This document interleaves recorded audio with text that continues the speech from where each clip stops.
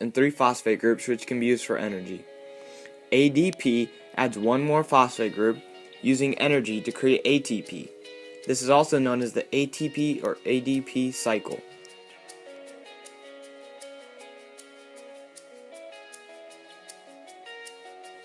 Now the basic reaction of photosynthesis is 6 CO2 plus 6 H2O, which are the reactants, using light and through the chlorophyll equal the products C6H12O6 plus 6O2, which is oxygen. Now the first part, 6CO2, is used during the Calvin cycle. The second part of the reactants, 6H2O, is used during light-dependent reactions. Now on the product side, C6H12O6, or glucose, is made in Calvin cycle, and 6O2 is the waste product of the light-dependent reaction. Chlorophyll is a big part of photosynthesis. Found in the thylakoid membrane, it's used by plants during photosynthesis to capture light. The polar head and nonpolar tail allow the light to excite electrons and they pop off. Then this excited electron gets used later during the photosynthesis. Thylakoid membranes, this is also where the light-dependent reactions occur. And also in the chloroplast, in the stroma, this is where the Calvin cycle occurs. Before we talk about what goes on in the chloroplast, let's talk about what the NADP plus and the NADPH do.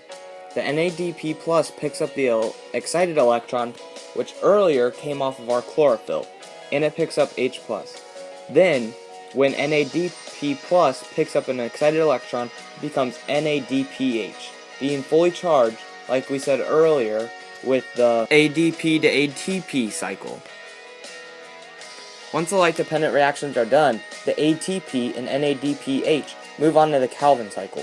Along with the reactant CO2 that comes into the Calvin cycle, this all produces CH2O, or sugar, used by the plant. Then it continues in the cycle, going back to the light-dependent reactions to keep the process of photosynthesis going and creating energy for the plant. 3 main factors that can affect photosynthesis are the amount of water, the temperature, and the light intensity. However, plants have developed ways to conserve water, like water coatings on their leaves, also known as a lipid. This can prevent evaporation. Now temperature, the higher the temperature gets, the faster photosynthesis occurs until it reaches a point where enzymes are denatured. This then decreases the rate of photosynthesis in the plant. Also with light intensity, the brighter it is, photosynthesis starts speeding up. But once it reaches saturation point, then it continues at the same rate and isn't affected by the light intensity.